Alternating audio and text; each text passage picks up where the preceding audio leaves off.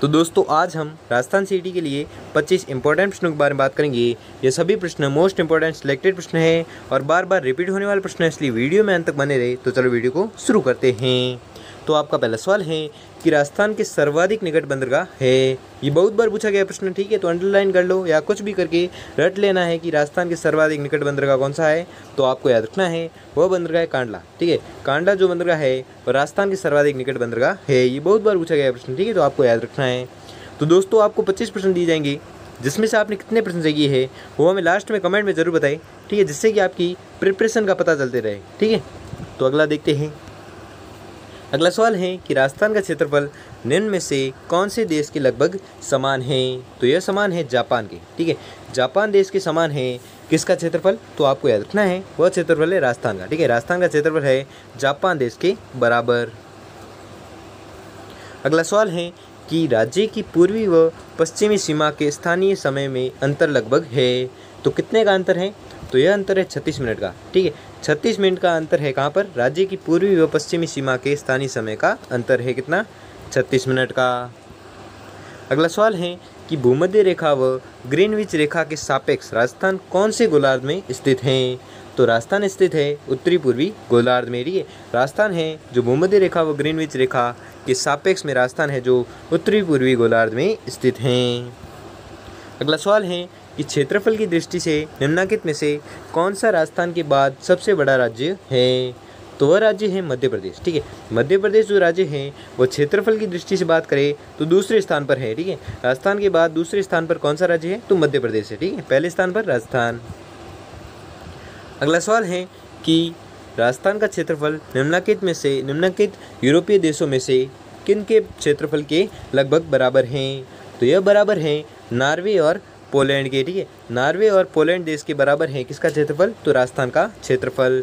इसलिए आपका right answer हो जाएगा ऑप्शन नंबर डी, ठीक है। नॉर्वे और पोलैंड के बराबर है किसका क्षेत्रफल, राजस्थान का। अगला सवाल है कि राजस्थान के नक्शे पर निम्नलिखित में से कौन सा सुदूर दक्षिण में स्थित है। तो आपको याद रखना है यह स्थित है राजसमंद, ठीक है। राजसमंद है जो राजस्थान के नक्शे पर राजसमंद जिला है जो सुदूर दक्षिण में स्थित है। कौन सा जिला, राजसमंद। अगला सवाल है कि राजस्थान के निम्न में से किस जिले से कर्क रेखा, कर्म है लिखा हुआ लेकिन ये कर्क रेखा, ठीक है, मिसप्रिंट है, ठीक है। कर्क रेखा है जो गुजरती है, तो वह जिले हैं डूंगरपुर, ठीक है। डूंगरपुर जिले से कौन सी रेखा गुजरती है, तो आपको याद रखना है डूंगरपुर जिले से गुजरती है कर्क रेखा, ठीक है। अगला सवाल है कि कर्क रेखा के उत्तर में होने के कारण जलवायु की दृष्टि से राज्य का अधिकांश भाग खालिस्तान कटिबंध में स्थित है। तो आपको याद रखना है यह स्थित है उपोष्ण, ठीक है।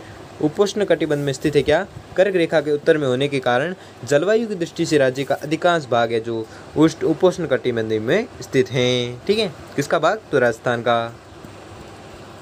अगला सवाल है कि निम्न में से राज्य के किस शहर पर सूर्य की किरणें सबसे कम तिरछी पड़ती हैं। तो आपको याद रखना है यह पड़ती है डूंगरपुर में, ठीक है। डूंगरपुर जिले में क्या है, ये सूर्य की किरणें हैं जो सबसे कम तिरछी पड़ती हैं। किस जिले में, तो डूंगरपुर जिले में। अगला सवाल है कि राजस्थान दिवस किस दिन को मनाया जाता है। तो राजस्थान दिवस मनाया जाता है 30 मार्च को, ठीक है। 30 मार्च को मनाया जाता है कौन सा दिवस, तो राजस्थान दिवस मनाया जाता है। ये बहुत बार पूछा जाता है, ठीक है, वेरी मोस्ट इंपॉर्टेंट क्वेश्चन है, ठीक है। तो राजस्थान दिवस कब मनाया जाता है, तो 30 मार्च को मनाया जाता है। अगला सवाल है कि राजस्थान की आकृति है, ये भी बहुत बार पूछा जाता है, ठीक है, इंपॉर्टेंट प्रश्न है कि राजस्थान की आकृति कैसी है। तो राजस्थान की आकृति है विषम कोणीय चतुर्भुज, ठीक है। विषम कोणीय चतुर्भुज आकृति है किसकी, राजस्थान की। अगला सवाल है कि देशांतर रेखाएं होती है, ये भी मोस्ट इंपॉर्टेंट क्वेश्चन है, ठीक है। ये भी मोस्ट इंपॉर्टेंट क्वेश्चन है कि देशांतर रेखाएं होती हैं, तो कितनी होती है, देशांतर रेखाएं होती है 360, ठीक है। 360 देशांतर रेखाएं होती हैं। अगला सवाल है कि अक्षांश रेखाएं कितनी होती है, ये भी मोस्ट इंपॉर्टेंट क्वेश्चन है कि अक्षांश रेखाएं कितनी होती है।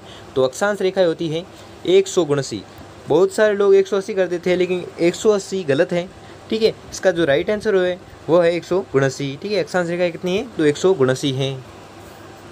अगला सवाल है कि 23.5 डिग्री उत्तरी अक्षांश रेखा कहलाती है, ये भी मोस्ट इंपॉर्टेंट क्वेश्चन है। कर्क रेखा पर बहुत सारे क्वेश्चन पूछे जाते हैं, ये भी पूछा गया था कि 23.5 डिग्री उत्तरी अक्षांश रेखा कहलाती है, तो क्या कहलाती है, तो यह कहलाती है कर्क रेखा, ठीक है। अगला सवाल है कि राज्य में सूर्योदय एवं सूर्यास्त से पहले कहाँ होता है? सूर्यास्त सबसे पहले कहाँ पर होता है? तो आपको याद रखना है यह होता है कहाँ पर? तो आपको याद रखना है यह होता है धौलपुर में। ठीक है, धौलपुर जिले में सूर्योदय एवं सूर्यास्त है जो सबसे पहले होता है। कहाँ पर? धौलपुर में। अगला सवाल है कि राजस्थान के दक्षिणतम और उत्तरी छोर के मध्य अक्षांशीय विस्तार हैं। तो आपको याद रखना है इसके मध्य अक्षांशीय विस्तार हैं 7 डिग्री 9 मिनट। ठीक है, 7 डिग्री 9 मिनट जो है वह राजस्थान के दक्षिणतम और उत्तरी छोर के मध्य अक्षांशीय विस्तार है। कितना? 7 डिग्री 9 मिनट।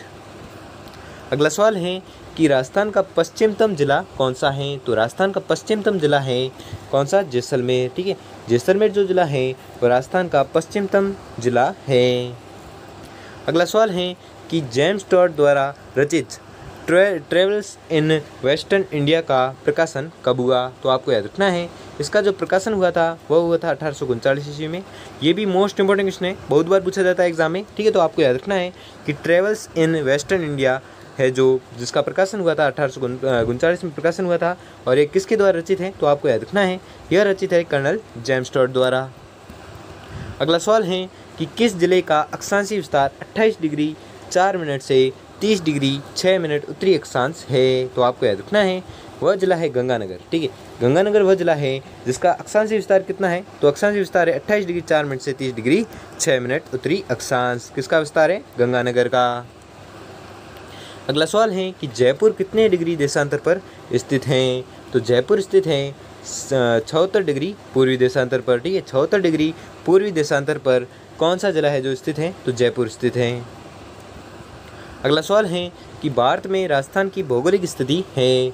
तो भारत में राजस्थान की भौगोलिक स्थिति है उत्तर पश्चिम भाग। ठीक है, उत्तर पश्चिम भाग में स्थित है कौन सा राज्य? तो राजस्थान। ठीक है। अगला सवाल है कि राजस्थान का दक्षिणतम अक्षांश क्या है? तो राजस्थान का दक्षिणतम अक्षांश है 23 डिग्री 3 मिनट उत्तरी। ठीक है, 23 डिग्री 3 मिनट उत्तरी अक्षांश है जो राजस्थान का सबसे दक्षिणतम अक्षांश है। अगला सवाल है कि राजस्थान की लंबाई एवं चौड़ाई में अंतर है। तो आपको याद रखना है राजस्थान की लंबाई व चौड़ाई में अंतर कितना है? तो यह अंतर है 43 किलोमीटर। ठीक है, 43 जो किलोमीटर है वो राजस्थान की लंबाई व चौड़ाई में अंतर है। कितना अंतर है? तो 43 किलोमीटर का अंतर है।